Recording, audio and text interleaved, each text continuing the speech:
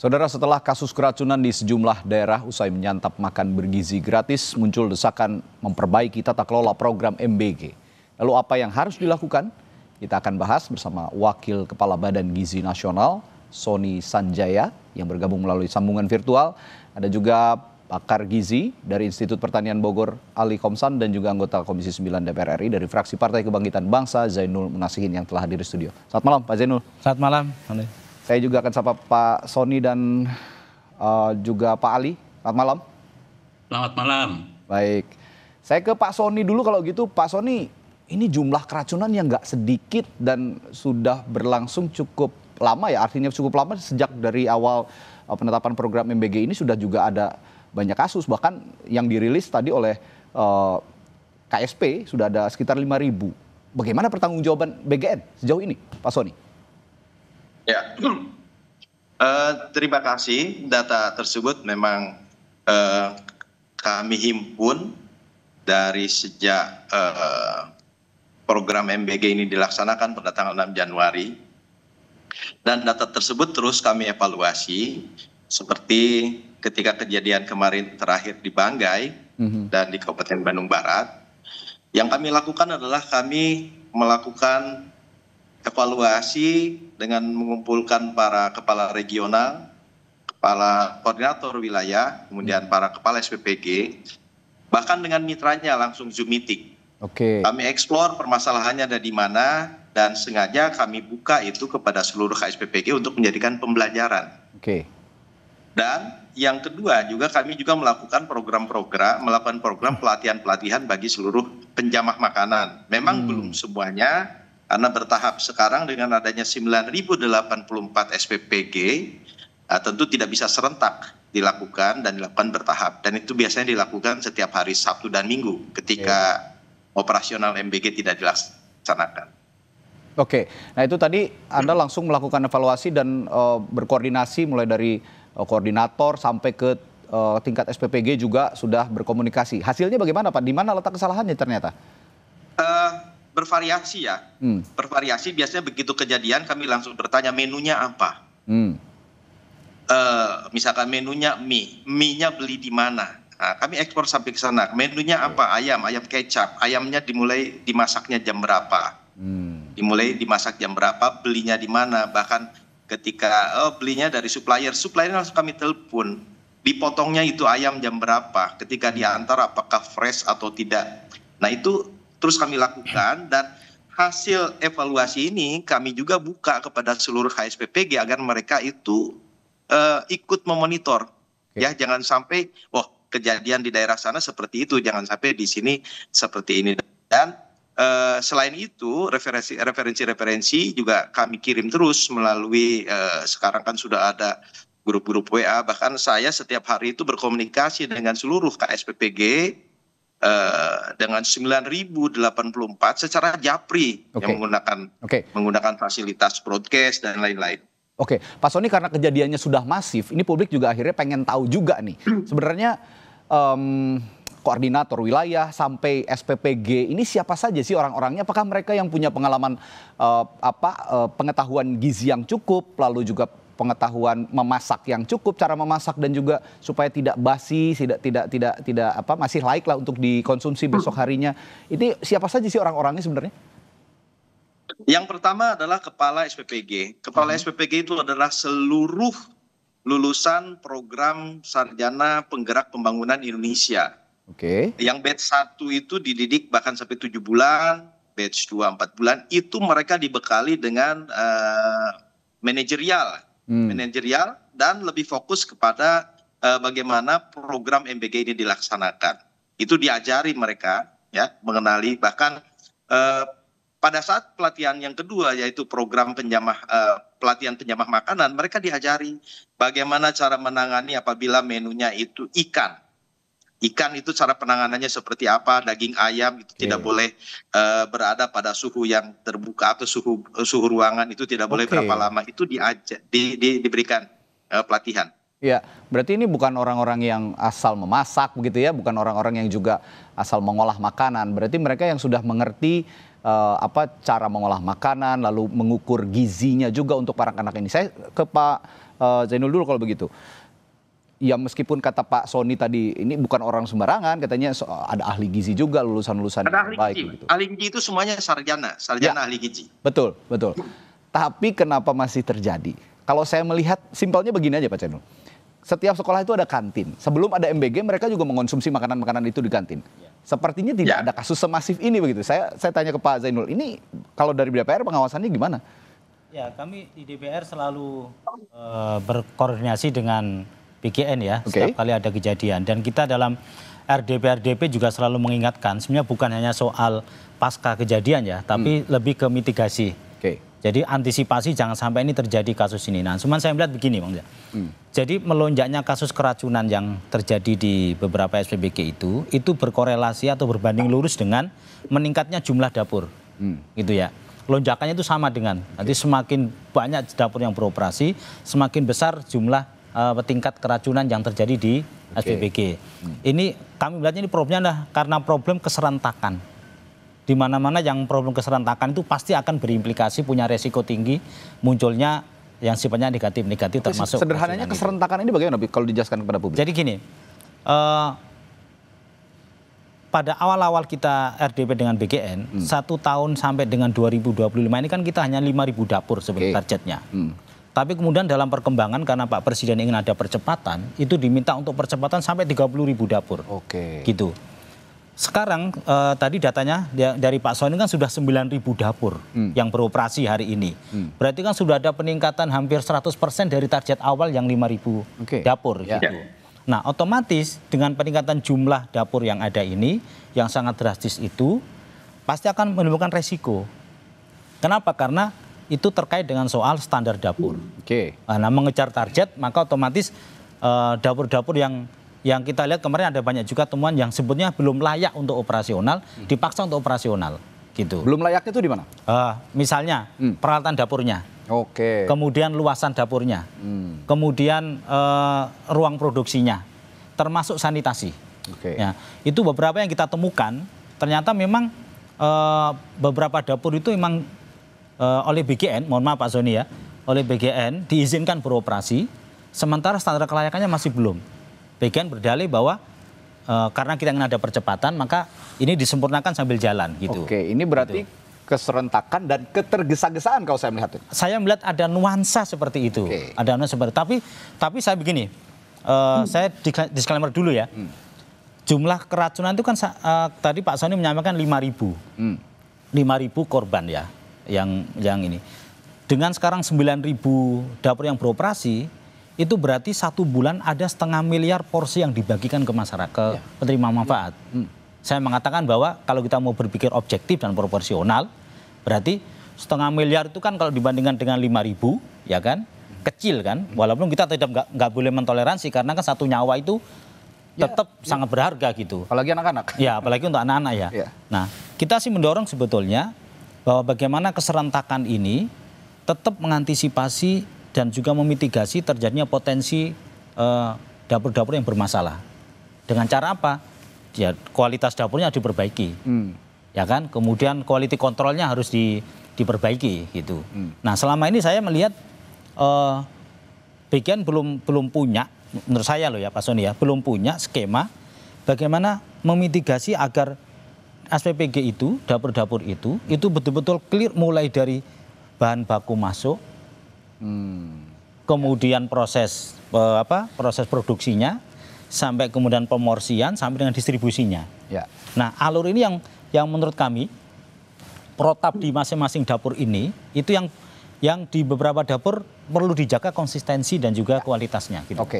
Ini saya bukannya mendukung bahwa program MBG ini ditiadakan, tidak sama sekali, karena saya dukung sepenuhnya program ini sangat positif Pak. Karena di tempat-tempat lain SPPG lain juga terbukti ada juga yang sukses lah melaksanakan program ini. Mulai dari yang Anda singgung tadi, dapur yang bersih, higienis, sampai penyampaian pengonsumsi makanannya yang juga layak makan gitu. Nah, ini juga perlu disoroti. Saya apresiasi juga untuk SPPG yang bisa menerapkan standar mutu untuk MBG ini. Tapi saya akan ke Pak Ali dulu. Pak Ali, tadi saya menyinggung soal siapa saja orang-orang yang berada di balik MBG ini, terutama yang mengelola mengolah makanan segala macam. Ternyata kalau kata Pak Sony tadi kan semuanya ini orang-orang yang mengerti begitu untuk mengolah makanan dan mengukur standar gizinya.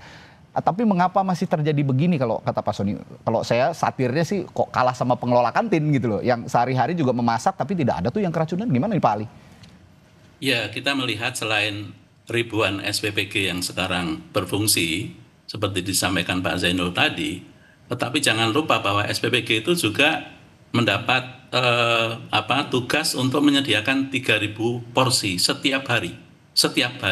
Itu jumlah yang sangat luar biasa ketika beberapa SPPG mungkin belum pernah mempunyai pengalaman menghasilkan jumlah 3.000 porsi, tiba-tiba harus mendapat tugas 3.000 porsi. Saya kira Kepala BGN sendiri pernah mengatakan bahwa SPPG itu masaknya harus bertahap. Dikasih dulu 150 porsi, 500 porsi. Kalau sudah establis, sudah mapan, dan tidak ada gangguan keamanan pangan, maka ditingkatkan terus, ya, sehingga mereka itu berlatih dulu lah.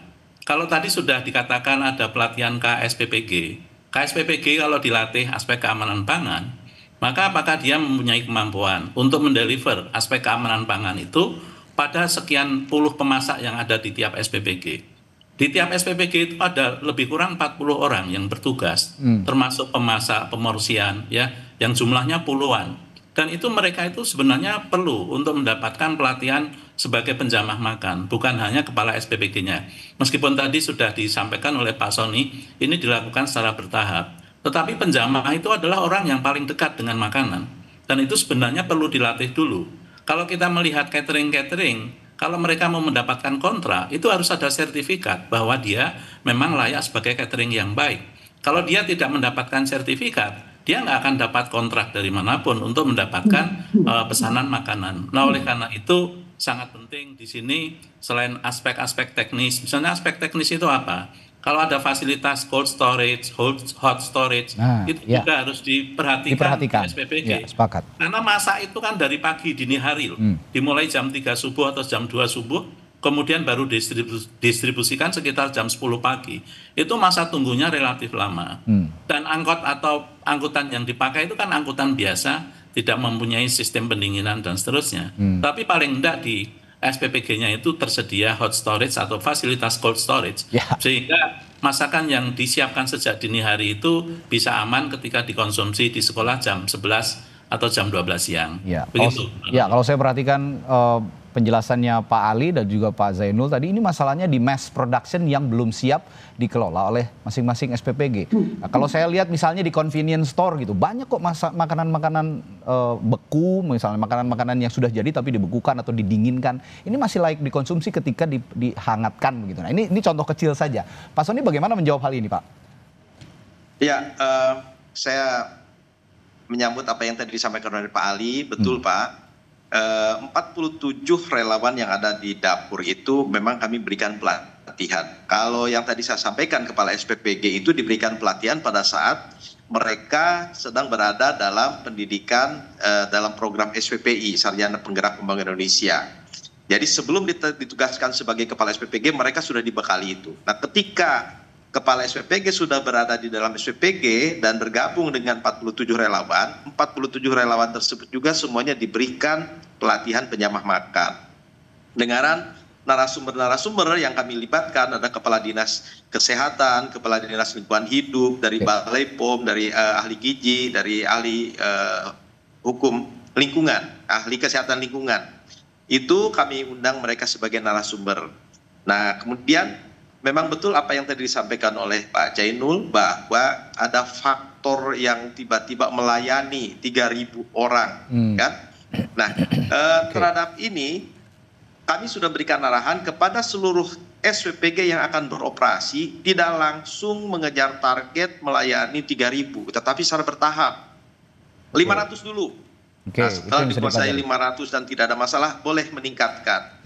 Ajukan menjadi 1.000, ajukan 1.500, ajukan 2.000, ini bertahap. Nah, dengan banyaknya SPPG, nah kami melihat ada beberapa yang kadang-kadang ingin lebih. Nah, ingin lebih cepat seperti yang kemarin terjadi di Bandung Barat melayani 3.499 dalam waktu 1 bulan. Maka kemudian kami tegur, kami berikan sanksi kepada SPPG-nya termasuk dengan mitranya. Karena pengontrolan ini tidak hanya pengontrolan pelaksanaan di lapangan, tidak hanya kami bebankan kepada kepala SPPG, tapi mitra juga bertanggung jawab.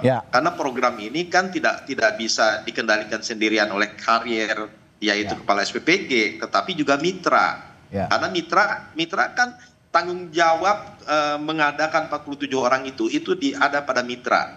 Sedangkan pengelolaan kegiatan itu pada kepala SPPG. Nah ini harus berkolaborasi. Jadi tidak bisa berjalan sendiri gitu. Iya, untuk SPPG seperti tadi yang Anda contohkan Pak Sony di Kabupaten Bandung Barat ini sepertinya tidak cukup hanya untuk ditegur sih Pak. Lebih kepada sanksi. Tugaskan Pak. Ya, daripada sanksi kalau bisa dia diganti saja SPPG-nya, diganti dengan mitra yang lain supaya ya clear gitu. Mereka karena di Kabupaten Bandung Barat ini baru kemarin, sekarang kejadian lagi gitu. Itu yang mengejutkan kita semua begitu. Kenapa tidak ada langkah preventif sebelumnya ketika baru sudah sehari kemudian ada kejadian kembali. Nah, saya ingin juga menyinggung soal dapur yang higienis Pak Sony. Kemarin Bupati Bandung Barat juga menyinggung ada 85 dapur sebenarnya yang tidak sesuai standar. Dan ada suara juga dari para kepala daerah nih, agar supaya mereka juga sebenarnya dilibatkan lah. Karena saya melihat juga sejak awal sepertinya tidak ada pelibatan pemerintah daerah dalam penyaluran program MBG ini. Kedepannya bagaimana untuk juga berkoordinasi seperti yang dikeluhkan juga oleh Gubernur Kalbar yang meminta adanya koordinator daerah untuk bertanggung jawab terhadap pelaksanaan program MBG ini. Apakah itu bisa direalisasikan? Nanti saya akan tanya kepada Pak Sony setelah jeda Pak. Di Sapa Indonesia Malam tetap bersama kami.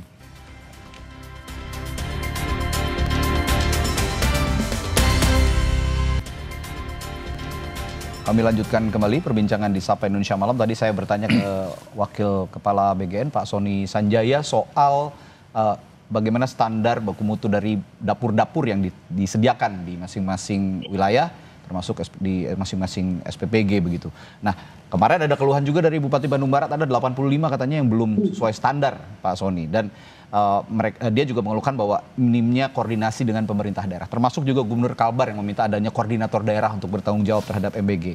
Sebenarnya ini bisa direalisasikan nggak sih Pak Sony untuk berkoordinasi atau ada koordinator satu orang misalnya yang mengordinir wilayah tertentu dalam penyaluran MBG di daerah ini? Ya, baik. Terima kasih. Untuk koordinasi dengan kepala daerah sudah dilakukan beberapa kali melakukan rapat koordinasi dengan kepala daerah melalui secara daring maupun luring. Bahkan kepala BGN juga sudah sering kali bertemu dengan Bapak Mendagri dan lain.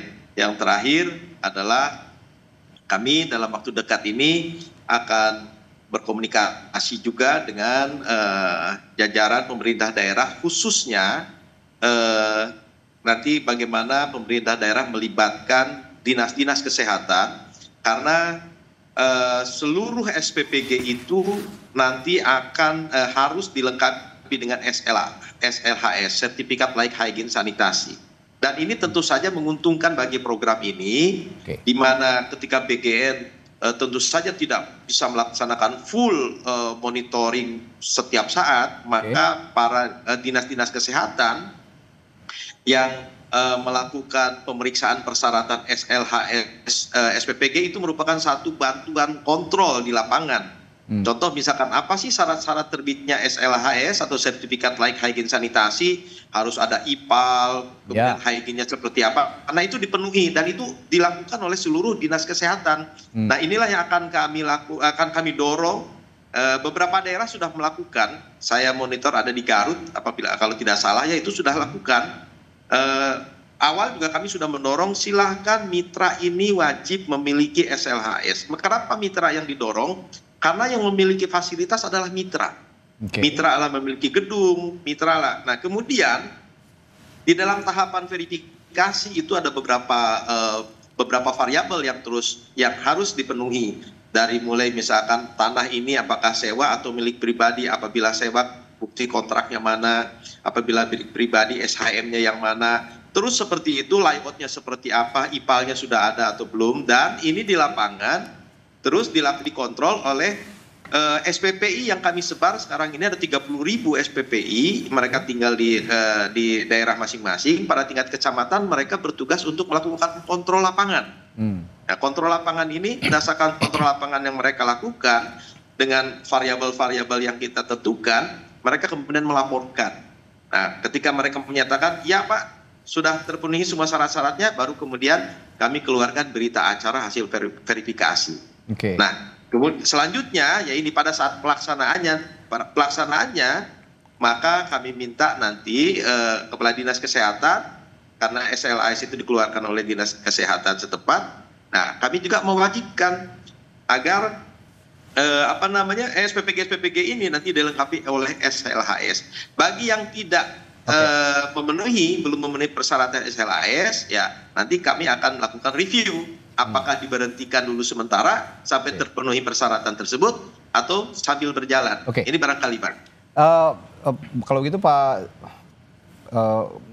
kalau untuk memenuhi mass production tadi, saya bertanya ke Bapak nih soal pemenuhan gizi, higienisme segala macam.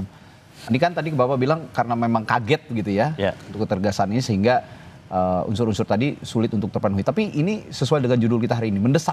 Keterdesakan itu harus dilakukan seperti apa jadinya? Iya, kalau saya gini, apa yang tadi disampaikan oleh Pak Sony itu sudah betul ya. Rencana untuk menerapkan SLHS untuk seluruh SPPG itu menurut saya itu mendesak dan nggak boleh ditunda.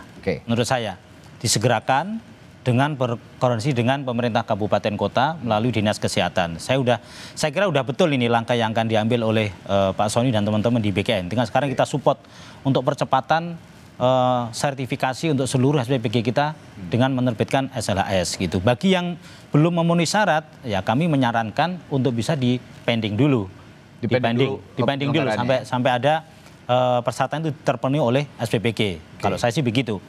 Nah, cuman problemnya adalah hari ini anggaran di BKN masih sangat besar yang belum terserap gitu. Kalau kemudian penerapan sertifikasi ini kemudian diterapkan, kemudian ditunda, kalau ada ribuan SPPG yang kemudian berhenti beroperasi, saya khawatir nanti serapan anggarannya bisa berpengaruh gitu di BKN-nya. Dan saya kira Pak Presiden juga akan kecewa kalau sampai program MBG gimana jalan tengahnya? Kalau menurut saya sih jalan tengahnya adalah sertifikasi tetap digenjot, khususnya untuk wilayah-wilayah Pak Sony ya, yang sudah teridentifikasi rentan terjadinya keracunan. Kan udah ada petanya nih, provinsi-provinsi, kabupaten-kabupaten kota, kan sudah ada trennya ini, gitu. Menurut saya yang di daerah-daerah itu yang mungkin prioritas ini, prioritas untuk bisa ini. Tapi menurut saya cepat kok, menurut saya. Bisa paralel ya? Iya, bisa berjalan paralel menurut saya. Oke, Pak Ali, kalau gitu untuk sertifikasi ini, bagaimana langkah baiknya kalau menurut perspektif ahli gizi? Ya, jadi pada intinya sertifikasi itu kalau itu sebenarnya menjadi prasyarat yang penting, harusnya itu memang harus diawali ketika SPPG itu belum dibuka. Tapi sekarang sudah terlanjur dibuka 9.000, maka tentu saja seperti disarankan tadi dilakukan proses percepatan sertifikasi. Dan untuk yang baru itu tidak usah dianjurkan untuk dibikin kalau tidak muncul sertifikasi. Jadi sangat penting di sini bahwa tadi yang disampaikan Pak Sony tentang IPAL, sekarang kualitas air itu bisa menjadi sumber keracunan ketika ternyata SPPG mengandalkan sumber air sumur yang terkena resapan limbah. Itu sangat berbahaya. Dan selama ini kita juga belum tahu limbah-limbah dari food waste, dari makan bergizi gratis itu apakah kembali kepada SPPG atau berada di sekolah atau sebagian berada di rumah. Itu juga kalau kembali ke SPPG limbahnya sangat luar biasa dan itu harus dibereskan dengan baik. Jangan sampai urusan limbah itu menjadi pencetus keracunan yang lain. Jadi tentu saja PR-nya memang sangat banyak, sehingga kalau di suara-suara masyarakat itu sudah urusan makan itu serahkan saja kepada dapur sekolah. Beberapa sekolah yang bagus mempunyai dapur sekolah, tetapi banyak sekolah di Indonesia itu tentu nggak punya dapur. Nah, oleh karena itu untuk sekolah-sekolah yang bagus, itu bisa dikasih uji coba bahwa Anda menyelenggarakan makanan bergizi gratis untuk katakanlah 340-400 anak. Dan itu menurut saya peluang keracunannya akan semakin kecil ketika yang dikelola sedikit. Ya ini yang harus didorong juga. Nah kalau gitu saya terakhir ke Pak Sony kalau gitu. Ini Pak Sony sekarang banyak ya ibu-ibu, emak-emak gitu. Tadi saya lihat di berita pengantar seperti sudah sedikit apatis terhadap program ini. Bagaimana Anda juga menenangkan publik supaya sebenarnya saya juga apresiasi program ini positif. Nah makanya bagaimana MBG ini dijelaskan pada publik oleh BGN masih menjadi program unggulan yang bisa dipercaya oleh publik untuk memberikan makanan bergizi kepada anak-anak. Ya, terima kasih. Jadi kepala SPPG itu bukan hanya dia memimpin pelaksanaan memasak, tetapi di sana juga melaksanakan program edukasi. Nah, pada saat kepala SPPG melaksanakan program edukasi, pada saat hari Sabtu misalkan tidak ada, contoh yang sudah dilaksanakan di Warung Kiara itu pilot project. Itu KSPPG dengan awaknya itu aktif melakukan pertemuan dengan orang tua siswa di sekolah tertentu, misalkan dikumpulkan hari apa. Nah, disitulah ada komunikasi. Jadi memang kami tekankan kepada KSPPG itu, kalian bukan hanya sebagai kepala dapur yang memimpin produksi MBG, tetapi kalian juga memiliki misi untuk melakukan program edukasi. Karena MBG bukan hanya sekedar makan, tetapi bagaimana menanamkan mindset kepada anak-anak kita bahwa badan sehat bergizi itu bukan hanya sekedar makan, tetapi bagaimana memahami makan dengan gizi yang seimbang. Nah, seperti itu, Pak. Nah, inilah mudah-mudahan ketika para KSPPG ini kemudian aktif berkomunikasi dengan orang tua siswa, gitu, disinilah ada terbangun mudah-mudahan dampak-dampak kejadian yang kemarin bisa terreduksi, gitu, Pak. Oke, artinya kalau memang ada masalah-masalah seperti yang terjadi di KBB atau juga di daerah-daerah lain, mungkin ada dispute masalah komunikasi juga antara SPPG dan orang-orang tua murid begitu. Sehingga juga banyak yang merasa program MBG ini malah mencelakakan anak-anak mereka. Tapi sekali lagi kita harus apresiasi program ini harus terus berjalan, dengan tentunya pengawasan-pengawasan ketat yang harus dilakukan supaya jangan lagi lah ada anak-anak yang keracunan. Kasihan mereka juga kan butuh belajar, butuh konsentrasi, yang terpenting butuh asupan gizi yang kuat, yang bagus supaya masa depan anak-anak kita juga bisa terjamin. Terima kasih sudah berbincang Wakil Kepala BGN Sony Sonjaya dan juga Pak Zainul Munasihin dari Komisi 9 DPR RI, dan juga Pak Ali dari Institut Pertanian Bogor, Pak Ali Homsan, sudah berbagi perspektifnya malam hari ini di Sapa Indonesia Malam. Terima kasih, sampai jumpa lagi Bapak-Bapak.